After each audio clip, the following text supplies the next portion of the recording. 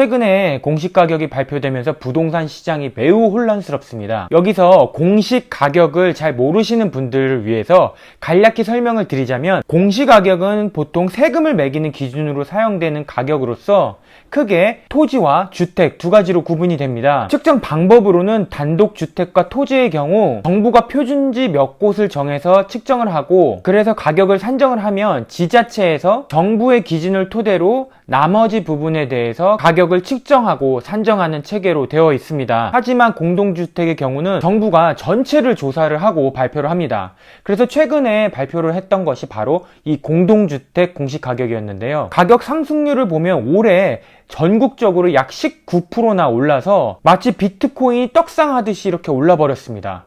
특히나 세종시는 무려 70.68%나 올라버리는 아주 기염을 토했는데요. 이렇게 올라버린 가격 때문에 소유자들의 고민이 점점 커지고 있습니다. 이전부터 이 문재인 정권에서는 공시지가를 현실화하겠다고 호언장담해 놓은 상황인데요. 자, 이 공시지가 표를 보시면 2020년 공동주택 69%에서 2030년까지 90%까지 올린다는 계획을 갖고 있습니다. 하지만 앞서 말씀드렸다시피 공시가격이라는 것은 세금과 연계가 되는 부분이 많기 때문에 조금만 올라도 매우 신경을 써서 올려야 되는 그런 민감한 문제입니다. 이 공시가격과 연동이 되는 부동산 관련 세금으로서는 재산세, 종합소득세, 상속 및 증여세, 건강보험료 등이 있는데요. 자, 이 많은 세금 중에 가장 큰 문제는 바로 보유세, 즉 재산세와 종부세입니다. 가장 강남에서 학군이 좋다는 레미안 대치팰리스 또한 공시가가 올라서 기존 2,075만원 하던 보유세가 3,968만원까지 오를 것으로 추정이 됩니다. 아니, 이렇게 되면은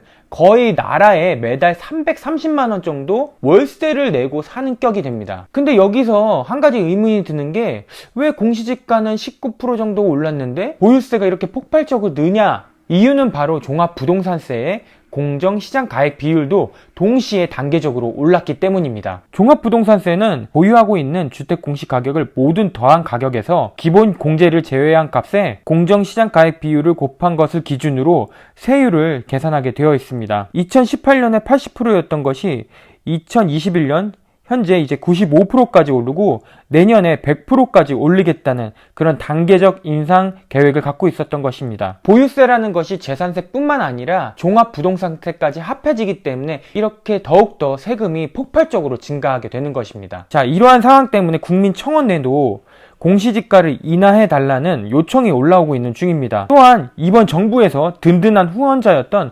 맘카페까지 지금 본격적으로 움직이고 있습니다. 자, 남 잘 되는 꼴은 정말 못 보면서 남이 안 되는 거에 대해서 너무나 즐겁고 기분 좋아하시는 분들이 계시죠. 그런 분들은 지금 이 상황에 대해서 너무나 기분 좋게 바라보고 계실 겁니다. 여러 가지 댓글들을 살펴보면, 야, 돈이 없는데 거기서 왜 사냐, 살지 마라, 부동산 많이 올랐으니까 부자니까 세금 더 내야 된다, 이렇게 댓글을 다시는 분들이 많은데요. 근데 이런 분들은 한 가지만 알고 두 가지는 모르시는 분들입니다. 바로 그 세금은 어디론가 전가가 된다는 것을 까맣게 모르시는 분들입니다. 부자들이 이렇게 당하는 것에 대해서 너무나 즐거워하는 표정이죠.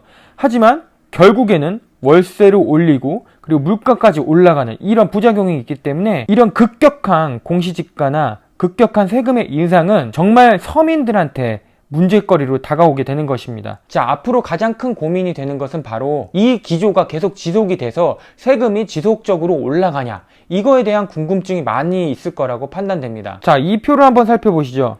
참여정부 때 2006년에 공시지가 상승률이 약 16.2%나 됐습니다. 그리고 참여정부 말기에는 22.7%까지 올라버렸네요. 자, 문재인 정부 말기 21년 기준 19.08%가 올랐죠. 자, 노무현 정권 말기와 지금 문재인 정권 말기 거의 비슷한 추세를 보이고 있습니다. 또한 이 정권의 가장 핵심 지지층인 하나인 맘카페에서조차 움직이고 있으며, 이번 서울시장 보궐선거에서 박영선 후보가 얘기한 것이 보유세 인상률을 조정하겠다라는 그런 선거 전략까지 들고 나왔습니다. 자, 이 정책을 추진하는 여당에서조차 이게 얼마나 비현실적이고 얼마나 큰 리스크가 있는 일인지 본인들도 지금 이제 잘 알고 있다는 겁니다. 그리고 이런 부동산 문제는 많은 국민들의 영린을 건드렸기 때문에 아마도 이것에 대한 역풍은 큰 타격으로 앞으로 올 것이라고 판단됩니다. 자, 앞으로도 계속 지켜봐야겠지만 이러한 비정상적인 추세는 오래가지 못할 것으로 보여집니다. 자, 마지막으로 오늘의 한 줄평입니다. 아마추어 부동산 정책,